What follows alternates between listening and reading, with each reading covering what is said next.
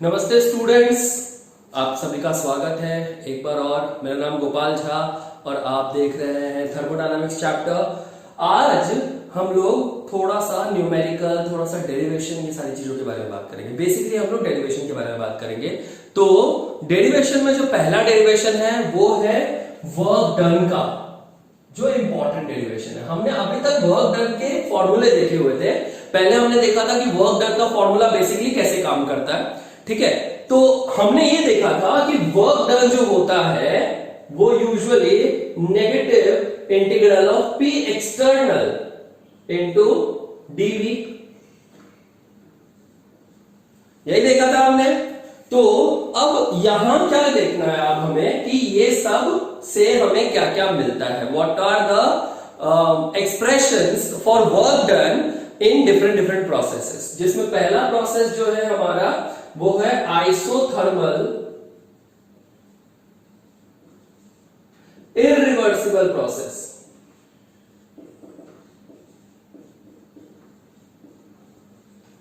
Now isothermal irreversible process का मतलब क्या होता है? काफी इजी है, काफी आसान है। सो जस्ट देखते रहिए। सबसे पहले देखेंगे आइसोथर्मल। आइसोथर्मल का मतलब होता है डेल्टा टी इक्वल टू 0 या फिर टेम्परेचर हमारा कांस्टेंट होगा, बराबर है।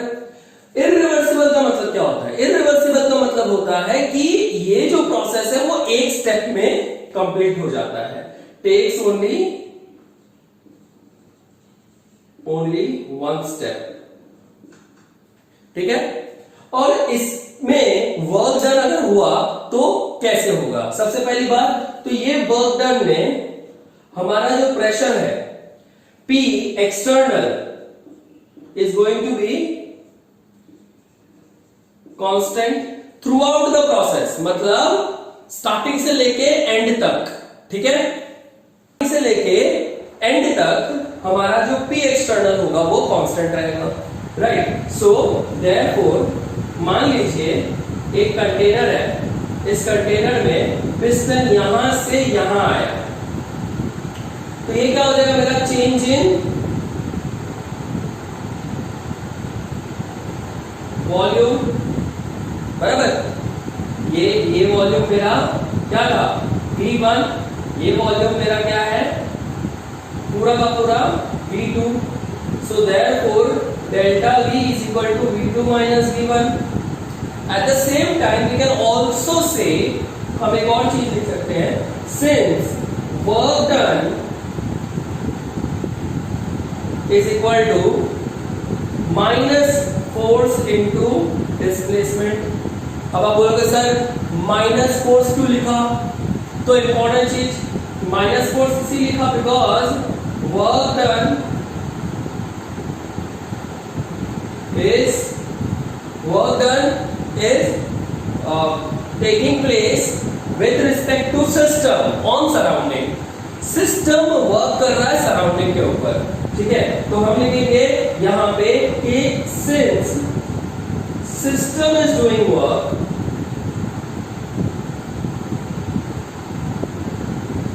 Therefore work is equal to negative, ठीक है। अब since force is equal to pressure into area, force is equal to pressure into area, therefore can I write minus F into x is equal to minus P into A into x, बराबर है। now A into x क्या हो जाएगा? x is a displacement, x क्या है? displacement। A क्या है? area। और दोनों के बीच में क्या है? मल्टीप्लिकेशन का साइन। से ध्यान से सुनो एक इंपॉर्टेंट सी चीज, जब कभी भी दो क्वांटिटी एक दूसरे को मल्टीप्लाई करती है, ठीक है, कोई भी दो क्वांटिटी एक दूसरे को मल्टीप्लाई करती है तो वो क्या करता है? एक अलग शेप क्रिएट करता है। जैसे मान लो मेरे पास में एक सर्कल है, ये क्या है? सर्कल, बराबर है। और ये सर्कल को मैं एक हाइट से मल्टीप्लाई करता हूं, ठीक है। किससे मल्टीप्लाई करता हूं? हाइट से। तो ये सर्कल का जो प्रोडक्ट होगा, सर्कल का area into height is equal to the entire space. Circle लिया, सर्कल को मल्टीप्लाई किया. सिमिलर केस, अगर मैंने एक लाइन लिया, ठीक है, और इस लाइन को एक पर्टिकुलर ब्रेथ से मल्टीप्लाई कर दिया. ये लाइन है, ये लेंथ है, इसको ब्रेथ से मल्टीप्लाई कर दिया, तो मुझे क्या मिलेगा? मुझे ये पूरा एरिया मिलेगा. और ये चीज ना मैथ्स में सबसे बेसिक में पढ़ाया जाता है, 7वीं 8वीं में पढ़ाया जाता है. अगर आप लोगों ने ध्यान दिया होगा तो आप लोगों को भी आता होगा, नो डाउट. बट जो नेक्स्ट पार्ट है वो ये है कि यहाँ पे एरिया हमने ये लिया, डिस्प्लेसमेंट हमने ये लिया, तो ये टोटल वॉल्यूम माइनस ये वाला वॉल्यूम है, ये वाला वॉल्यूम जो है, ठीक है. तो इस वॉल्यूम की बात कर रहे हैं हम लोग, सिर्फ इतने से वॉल्यूम की बात कर रहे हैं. तो ये वॉल्यूम क्या है? This volume is delta V, जो पूरा वॉल्यूम माइनस ये वॉल्यूम किया, V2 minus V1 is equal to A into X. So therefore we can write work is equal to P external multiply by delta V, और यहाँ पे आएगा negative sign. ये हो गया हमारा work done in isothermal irreversible process. Isothermal irreversible process, ध्यान से सुनना है, बहुत इंपॉर्टेंट है. Isothermal irreversible process. अभी हमारा जो नेक्स्ट डेरिवेशन होगा वो होगा आइसोथर्मल रिवर्सिबल प्रोसेस के लिए, ठीक है. तो देखेंगे दूसरा वाला डेरिवेशन. आइसोथर्मल रिवर्सिबल में पहली बात तो आप लोगों को समझ में आ गया होगा कि आइसोथर्मल मतलब हमारा टेम्परेचर क्या होगा? कांस्टेंट होगा. अगर आइसोथर्मल में टेम्परेचर कांस्टेंट है तो चेंज क्या हो रहा है? प्रेशर वॉल्यूम, बराबर है. तो वर्क डन कैसे डिफाइन होगा? Change in pressure volume. लेकिन process is reversible. Reversible process का मतलब होता है very very very slow process, बराबर है. मतलब this process can take infinite space, infinite steps to complete. ये जो प्रोसेस होगा ये इनफाइनाइट स्टेप लेगा, बहुत ज्यादा स्टेप लेगा कंप्लीट होने के लिए. उसके अलावा यहाँ पे जैसे एग्जांपल में मैंने ले लिया कि मेरे पास एक कंटेनर है, पिस्टन है. याद रखो चैप्टर स्टार्ट होते टाइम में मैंने एक ही चीज बोला था, पूरा का पूरा चैप्टर किस पे डिपेंड करता है? पिस्टन सिलेंडर सिस्टम पे, ठीक है. दूसरा कोई भी सिस्टम हम लोग नहीं लेंगे. सोलार सिस्टम सर सिस्टम ले लेते, चलो सोलार सिस्टम को नहीं चलेगा यहाँ पे, ठीक है. आप रॉकेट साइंटिस्ट नहीं हो, यहाँ पे बहुत ही बेसिक सी चीज देखनी है हमें और बहुत बेसिक टॉपिक ही कवर करना है. ज्यादा दिमाग पे जोर मत डालो, बुखार आ जाएगा आप लोगों को, ठीक है. तो ये जो प्रोसेस है, अभी इसमें मैंने क्या बोला था आप लोगों को कि रेत के बहुत सारे कण है, एक एक करके मैं कण निकाल रहा हूं, ठीक है. तो बहुत छोटा सा वर्क होगा. The work is going to be TW, not going to be a complete work. Now this TW में होता क्या? ध्यान से, बहुत छोटा सा वर्क है, स्लो हो रहा है, हल्का वॉल्यूम इंक्रीज हो रहा है और हल्का प्रेशर चेंज हो रहा है, ठीक है.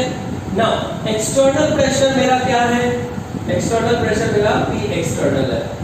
ये है मेरा इंटरनल प्रेशर, इसको हम लोग बोलेंगे P गैस. ध्यान से सुनना, बहुत इंपॉर्टेंट. नाउ ये वॉल्यूम चेंज क्यों हो रहा है, ये बात की जानकारी आपको बहुत अच्छे से होनी चाहिए. वॉल्यूम चेंज इसीलिए हो रहा है क्योंकि प्रेशर को इक्वल होना है. नहीं समझा? मतलब अगर मैंने वॉल्यूम कांस्टेंट रख दिया तो प्रेशर बढ़ता जाएगा. एक्सटर्नल प्रेशर और इंटरनल प्रेशर इक्वल नहीं होगा, लेकिन मेरा प्रेशर इक्वल रहेगा, इसीलिए वॉल्यूम चेंज होता रहेगा. समझ में आया? जैसे मैं अगर प्रेशर एक्सर्ट कर रहा हूं पिस्टन पे, प्रेशर मैंने एक्सर्ट किया पिस्टन पे, तो पिस्टन क्या करेगा? पिस्टन वर्क करेगा सराउंडिंग के ऊपर, क्योंकि अंदर का प्रेशर ज्यादा हो गया है, तो उसको प्रेशर कम करने के लिए वॉल्यूम को बढ़ाना होगा, ठीक है. और तब तक वो कम करता रहेगा जब तक अंदर का प्रेशर बाहर के प्रेशर के बराबर ना हो जाए. तो जैसे ही यहाँ पे डिस्प्लेसमेंट होता है, यहाँ पे हल्का सा भी वर्क डन होता है, तो वो क्यों होता है? क्योंकि प्रेशर अंदर का ज्यादा, बाहर का कम. तो अंदर के प्रेशर को बाहर के प्रेशर से इक्वेट करने के लिए हम क्या करते हैं? ये थोड़ा सा ऊपर कर देते हैं, वॉल्यूम इंक्रीज कर देते हैं, सिस्टम वर्क कर लेता है। ठीक है, तो इस सिचुएशन में क्या होता है कि हमारा जो इंटरनल प्रेशर है और एक्सटर्नल प्रेशर है वो सेम हो जाता है ना। ध्यान से देखो, यहां पे हमारा चेंज हुआ dV, बराबर, और लेट अस अज्यूम कि प्रेशर जो है वो भी कम हुआ है, एक्सटर्नल प्रेशर कम हुआ है, इंटरनल प्रेशर कम हुआ है, दोनों इक्वेट हो गए। ठीक है, तो ये मैं लिखूंगा P minus dP। P minus dP क्या है मेरा? दिस इज एक्सटर्नल प्रेशर, बराबर। External pressure after doing work, ध्यान से सुनना, ये पहले नहीं था, ये वर्क करने के बाद मिला मुझे एक्सटर्नल प्रेशर। ठीक है, तो यहां पे भी माइनस साइन डाल देंगे, simple. Therefore dW is equal to minus P plus minus P dV plus dP dV। अब dP और dV क्या है? Very very very small quantity है। अब जैसे मान लो मैंने 0.001 को वापस मल्टीप्लाई किया 0.001 से, तो क्या मुझे बड़ा वैल्यू मिलेगा कि छोटा वैल्यू मिलेगा? द आंसर इज बहुत छोटा वैल्यू मिलेगा। तो इस चीज को आप निग्लेक्ट कर सकते हो, कंप्लीटली इसे उड़ा सकते हो आप। तो अब उड़ा दिया मैंने ये टर्म को, रख के भी क्या कर लेते हैं, है ना, रख के भी हमें ऐसा कोई छोटा सा टर्म मिलता जो और ज्यादा कॉम्प्लिकेटेड होता, तो इट्स बेटर कि हटा दो इसको ना। तो ये बनेगा मेरा minus P into dV dW। अब ध्यान से सुनो, ये जो प्रेशर है ये प्रेशर है प्रेशर ऑफ गैस। ये क्या है? Pressure of gas. अभी प्रेशर ऑफ गैस का मतलब क्या होगा कि यहां आइडियल गैस इक्वेशन लगेगा, बराबर। और आइडियल गैस इक्वेशन क्या होता है? PV equal to nRT। So therefore P is equal to nRT upon V. Therefore dW is equal to minus nRT upon V dV, बराबर। अब ये तो हो गया छोटा सा वर्क। ये क्या है? छोटा सा वर्क। हमें चाहिए पूरा का पूरा वर्क डन। तो पूरे के पूरे वर्क डन के लिए हमें क्या करना रहता है? टील को तार बनाना रहता है। क्या करेंगे हम? इंटीग्रेट करेंगे। तो integration of dW is equal to integration of minus nRT upon V into dV। अब ध्यान से देखो, यहां पे मुझे बताओ कि क्या n कांस्टेंट है, नंबर ऑफ मोल कांस्टेंट है, क्लोज कंटेनर है तो n कांस्टेंट, क्या R कांस्टेंट है? वो तो सदैव कांस्टेंट रहता है। ये तो मतलब ऐसा है कि अखंड सत्य, इसको बदला नहीं जा सकता। T कांस्टेंट रहेगा क्योंकि ये रिवर्सिबल आइसोथर्मल प्रोसेस है, राइट? ये आइसोथर्मल रिवर्सिबल प्रोसेस है, तो T भी कांस्टेंट होगा। क्या V कांस्टेंट है? नहीं। तो nRT हम बाहर निकाल सकते हैं। तो क्या बचेगा यहाँ पे? मुझे ये हो जाएगा मेरा W मैक्सिमम, ये कंप्लीट वर्क डन हो गया। ठीक है, बाहर आ गया मेरा nRT, ये कांस्टेंट है, कांस्टेंट को हमेशा बाहर निकाल के रखते हैं। यहाँ पे आ गया dV अपॉन V। अभी इसका जो इंटीग्रेशन वैल्यू होता है वो हो जाता है माइनस nRT नेचुरल लॉग, यहाँ पे हम लिमिट लेते हैं V1 से V2, natural log of V V2 and V1। ठीक है, सो देयरफॉर क्या हो जाएगा? W max is equal to minus nRT natural log V2 upon V1। दिक्कत नहीं? अगर है दिक्कत तो बताओ। ठीक है, कहीं भी ऐसा लगे कि भाई ये चीज समझ में नहीं आया, कृपया कमेंट करें। ठीक है, आपका कमेंट बहुत महत्वपूर्ण, बहुत वैल्यूएबल है हमारे लिए। ठीक है, इग्नोर तो नहीं करेंगे आपके कमेंट को। Now therefore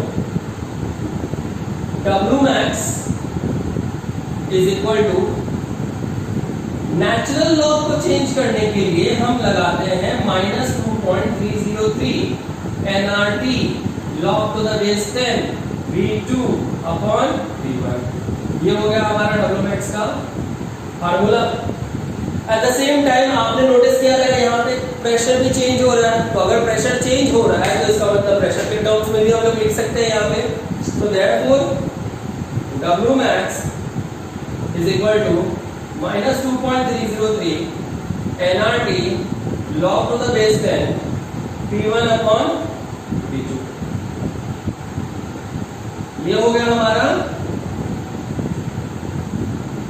isothermal reversible process. इसके ऊपर क्वेश्चन कैसा पूछा जाता है? क्वेश्चन में ये थोड़ी बोलेंगे कि आपको आइसोथर्मल रिवर्सिबल प्रोसेस का वॉल्यूम फाइंड करना है। आपको बोलेंगे कि under constant pressure the process took place. ठीक है, ऐसा कुछ हिंट करेंगे, मतलब डायरेक्टली नहीं देंगे बट हिंट करेंगे कि प्रेशर आपका कांस्टेंट है, टेम्परेचर कांस्टेंट है।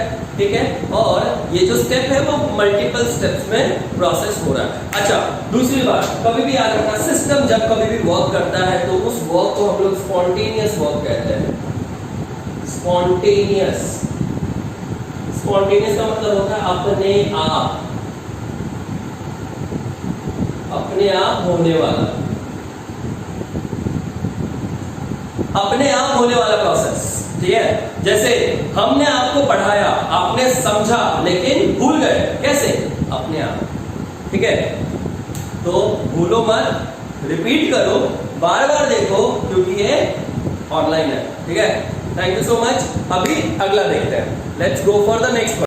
Okay guys, so now we are going to do work done in reversible adiabatic expansion. देखो, पहली बात ध्यान से सुनो, एडियाबैटिक एक्सपांशन का मतलब होता है कि कोई भी हीट बाहर से अंदर नहीं आ सकता, अंदर से बाहर नहीं जा सकता, अंदर से कोई बाहर ना जा सके, बाहर से कोई अंदर ना आ सके। ठीक है, उसको थोड़ा देर में बोलेगा तो अच्छा लगता है ना। सो एडियाबैटिक प्रोसेस का मतलब होता है Q is equal to 0 according to first law of thermodynamics, delta U is equal to Q plus W।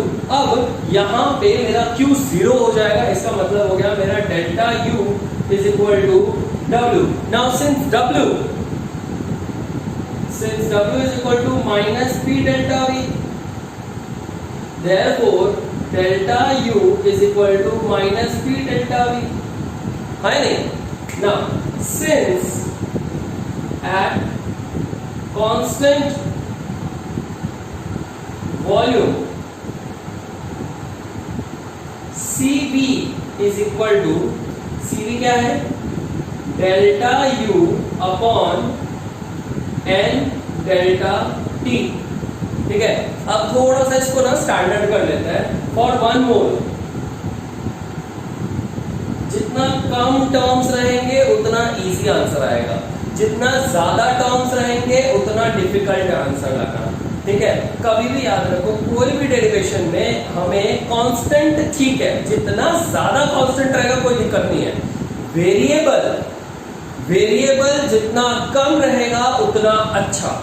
ठीक है, और कांस्टेंट जितना भी रहे उससे कोई फर्क नहीं पड़ता ना। सो 1 मोल के लिए क्या हो जाएगा? n is equal to 1, so Cv is equal to delta U upon delta T। ठीक है, so therefore delta U is equal to Cv into delta T लिख सकते हैं। नाउ देयरफॉर क्या हो जाएगा यहाँ पे? Cv delta T is equal to minus P delta V। Now यहाँ पे P भी है, PV is equal to nRT।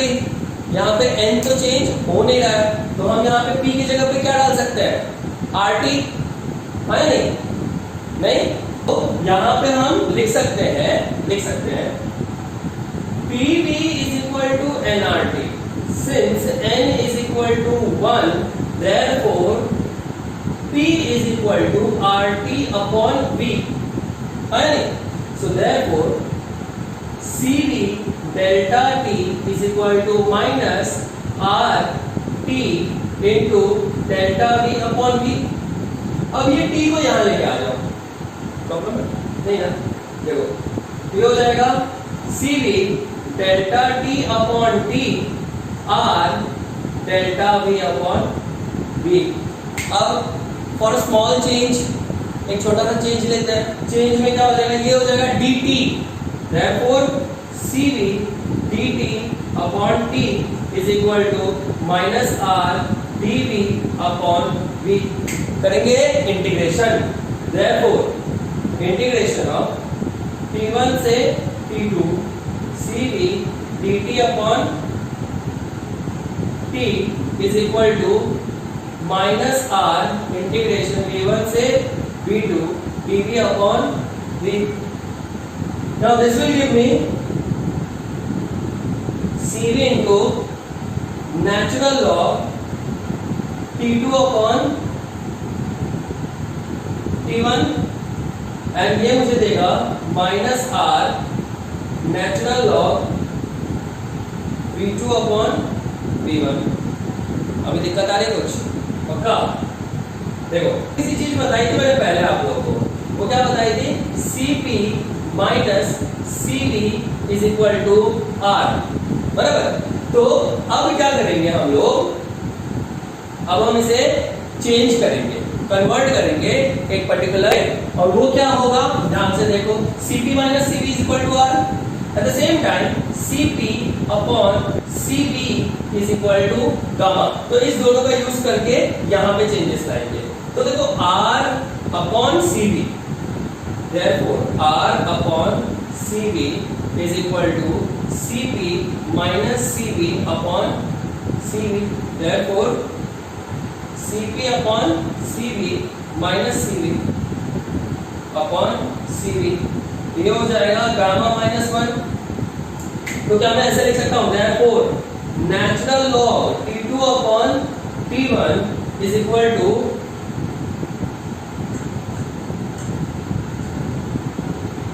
Gamma minus 1 log, ये माइनस को यहां लेके गए तो क्या मिलेगा मुझे, V1 अपॉन V2, ठीक है। Now this will become natural log T2 upon T1 is equal to natural log V1 upon V2 raised to gamma minus 1, ठीक है। ये एक रिजल्ट हो गया। दोनों पक्ष का जब एंटीलॉग लेंगे तो मुझे क्या मिलेगा, T2 upon T1 is equal to V1 upon V2 raised to gamma minus 1। ये एक रिजल्ट मिला, ठीक है।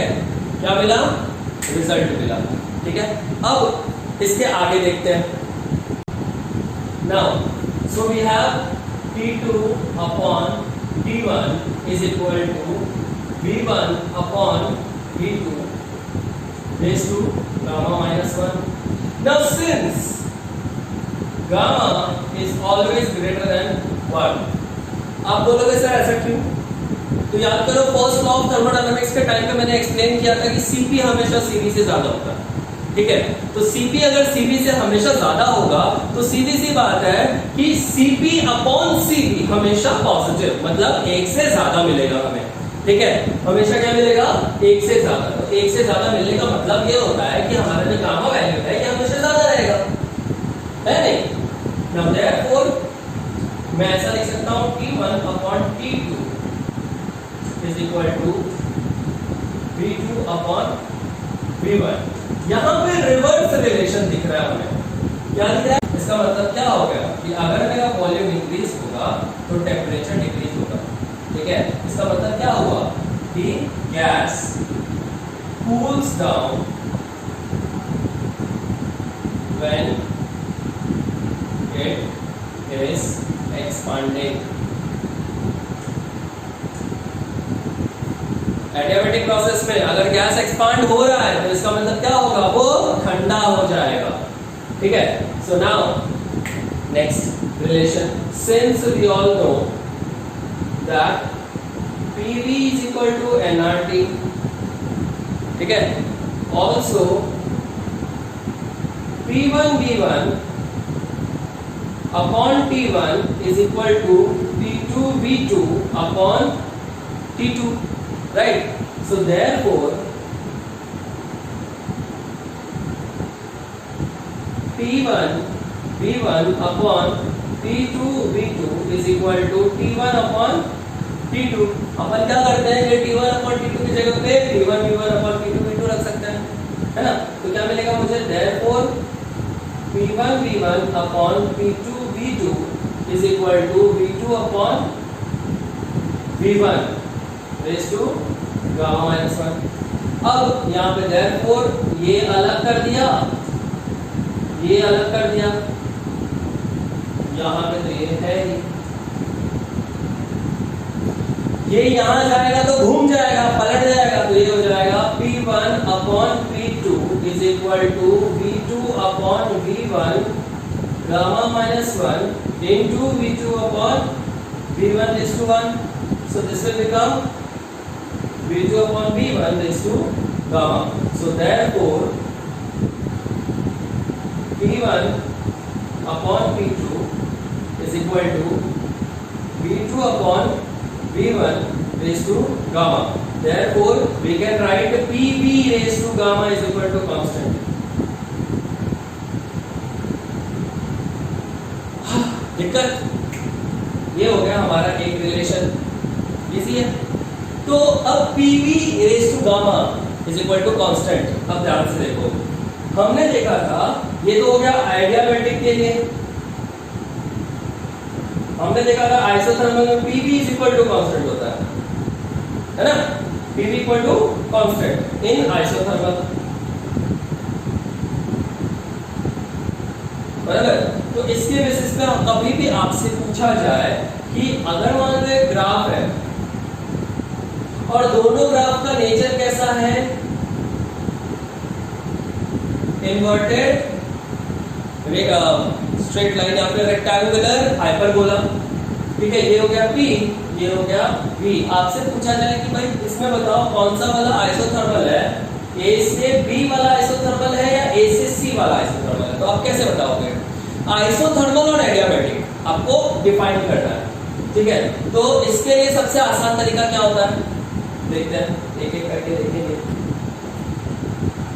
तो हमें अभी स्लोप निकालना है, तो स्लोप निकालने के लिए हम लोग क्या करेंगे? पहला वाला लेंगे आइसोथर्मल के लिए, पहले लेंगे आइसोथर्मल के लिए। आइसोथर्मल का क्या हो जाएगा? आइसोथर्मल में हमें पता है PV is equal to constant. Now let's assume कि कांस्टेंट यहाँ पे गामा है, तो ये हो जाएगा PV is equal to gamma, बराबर? Therefore, can I write P is equal to gamma upon V, है ना? Now, what is slope? Slope is dP upon dV। Derivative करेंगे ये वाले पार्ट को भी, ये हो जाएगा माइनस गामा, यार V रेज़ टू 1 है ना, ऊपर आया तो V रेज़ टू -1, तो V रेज़ टू -1 का इंटीग्रेशन क्या हो जाएगा? सॉरी, डेरिवेटिव क्या हो जाएगा? माइनस गामा V स्क्वायर, है ना? V रेज़ टू -2, सॉरी, बराबर? तो ये हो जाएगा therefore dV upon dV is equal to minus gamma upon V square. Since gamma is equal to PV, तो minus PV upon V square, तो ये हो जाएगा माइनस P अपॉन V, है नहीं? नाउ सेकंड केस देखेंगे एडियामेट्रिक के लिए। एडियामेट्रिक में क्या है? PV raise to gamma is equal to constant, तो कांस्टेंट की जगह पे अल्फा ले लिया आपने। अब ये अल्फा की जगह पे हम लोग क्या लिखेंगे? अभी now P is equal to alpha upon V raise to gamma, derivate करेंगे, डिफरेंशिएट करेंगे PV with respect to dV, ये हो जाएगा minus gamma V raise to minus gamma minus 1 into alpha, बराबर है? तो ये हो जाएगा alpha is equal to PV raise to gamma, तो minus gamma into V raise to minus gamma minus 1 into P into V raise to gamma.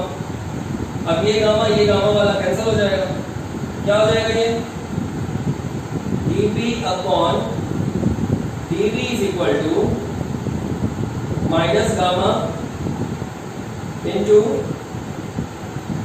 p into V raise to minus 1। ये हो जाएगा minus gamma into P upon V, है ना। अब ध्यान से देखो, इसका मॉड्यूलस वैल्यू क्या है, ये है पीवी और ये है पीवी इंटू गामा, तो किसका वाला वैल्यू ज्यादा रहेगा, मॉड्यूलस में इसका वैल्यू ज्यादा रहेगा, एडियाबेटिक का। ठीक है, नाउ एडियाबेटिक का वैल्यू ज्यादा मतलब इसका स्लोप ज्यादा, इसका स्लोप ज्यादा, स्लोप नेगेटिव में ज्यादा, बराबर ना। तो अब हम यहाँ पे क्या करेंगे, यहाँ पे देखेंगे ये पॉइंट जो दोनों को कनेक्ट कर रहा है, इस पॉइंट से एक टेंजेंट ड्रॉ कर लिया, दूसरे पॉइंट से एक टेंजेंट ड्रॉ कर लिया। आप बताओ कौन सा वाला टेंजेंट का एंगल ज्यादा है, कौन से वाले टेंजेंट का एंगल कम है। जिसका एंगल ज्यादा है वो क्या हो जाएगा, एडियाबैटिक। जिसका एंगल कम है वो हो जाएगा आइसोथर्मल। दिक्कत एक और देखते हैं। तो अब यहाँ पे मेरे पास 3 ग्राफ है, तीनों ग्राफ में आपको आइडेंटिफाई करना है कि कौन सा ग्राफ में कौन सा वाला जो प्रोसेस है वो एडियाबैटिक है, कौन सा वाला प्रोसेस है वो आइसोथर्मल है। तो यहाँ पे देखेंगे ए से बी और सी से बी, आप भी बता सकते हो कौन सा वाले में ज्यादा स्टीपनेस है, कौन सा ग्राफ ज्यादा स्टीप है, कौन सा ग्राफ कम स्टीप है। ज्यादा स्टीप होगा स्लोप ज्यादा होगा, कम स्टीप होगा स्लोप कम होगा। तो स्लोप ज्यादा होगा तो कौन सा वाला, ये स्लोप ज्यादा तो एडियाबैटिक, क्योंकि यहां पे गामा आता है। स्लोप कम तो आइसोथर्मल, क्योंकि यहां पे गामा नहीं आता। यहां भी स्लोप कम तो ये हो जाएगा मेरा आइसोथर्मल। यहां पे स्लोप ज्यादा तो ये हो जाएगा मेरा एडियाबैटिक। यहां भी स्लोप कम तो ये हो जाएगा आइसोथर्मल, और यहां स्लोप ज्यादा तो ये हो जाएगा मेरा एडियाबैटिक। सो ये था हमारा वर्क डन या फिर एक्सपांशन ड्यूरिंग रिवर्सिबल एडियाबैटिक। अब देखेंगे एक्सपांशन ड्यूरिंग इररिवर्सिबल। तो अब देखेंगे work done during irreversible adiabatic expansion. इसका पहला प्रकार क्या है, पहला प्रकार है इसको हम बोलते हैं फ्री एक्सपांशन।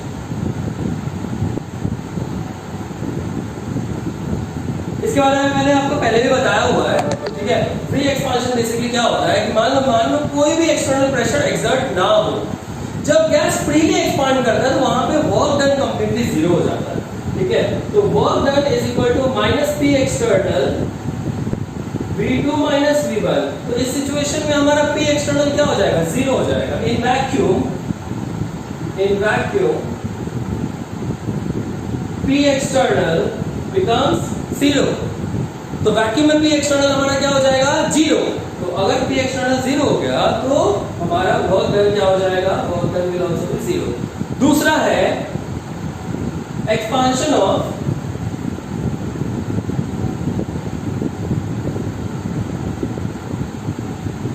Ideal gas. अभी आइडियल गैस क्या होता है, आइडियल गैस वो होता है जो PV इक्वल टू nRT को फॉलो करे, ठीक है। तो अब यहाँ पे आएगा W is equal to minus P external V2 minus V1। At the same time हमें पता है since first law says, first law of thermodynamics, first law of thermodynamics क्या बोलता है कि delta U is equal to W, है ना?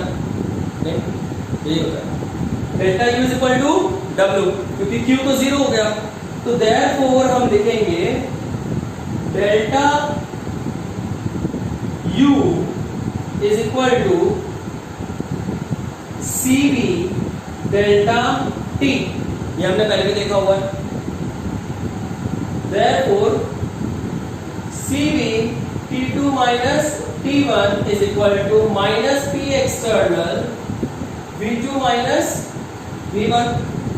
तो अब देखेंगे ना, यहाँ पे देखेंगे ये जो V2 है ये V1 है, ये माइनस अंदर चला गया तो क्या हो जाएगा, CV T2 minus T1 is equal to P external V1 minus V2। Since ये क्या है, ये आइडियल गैस है। आइडियल गैस का मतलब PV equal to nRT is true for this case, therefore PV is equal to nRT। n हमारा क्या है भाई, 1 मोल, therefore हमारा V1 क्या हो जाएगा, RT1 upon P1, V2 will be RT2 upon P2, बराबर। सब्स्टिट्यूट करेंगे यहाँ पे क्या मिलेगा मुझे, CV T2 minus T1 P external RT1 upon P1 minus RT2 upon P2, therefore क्या हो जाएगा, this will be CV T2 minus T1 is equal to R into P external, बराबर, P1 P2 minus T2 P1 upon P1 P2।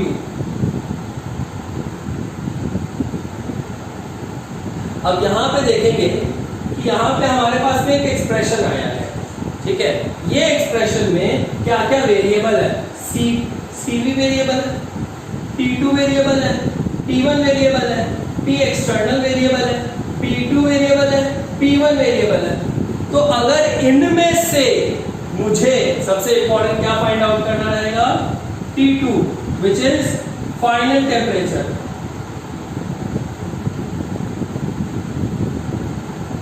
तो irreversible adiabatic expansion में अगर question पूछा भी गया तो वो क्वेश्चन हमेशा फाइनल टेम्परेचर के लिए पूछा जाएगा। किसके लिए पूछा जाएगा, फाइनल टेम्परेचर के लिए, और इसके बारे में इससे ज्यादा कुछ नहीं पूछा जाता है ना। अब ये जो वर्क डन है, ये वर्क डन हमारा कंप्लीट हो चुका है। कौन कौन से टॉपिक्स हमने कंप्लीट किए हैं, हमने reversible isothermal, irreversible isothermal, reversible adiabatic, irreversible adiabatic, ये सारे वर्क डन खत्म कर चुके हैं हम लोग, ठीक है। अब हम लोग आगे बढ़ेंगे विच इज कॉल्ड एंथैल्पी, और एंथैल्पी के बारे में जानने के लिए please like, subscribe and share to my YouTube channel. Thank you so much. मैं मिलता हूँ आपसे नेक्स्ट लेक्चर में।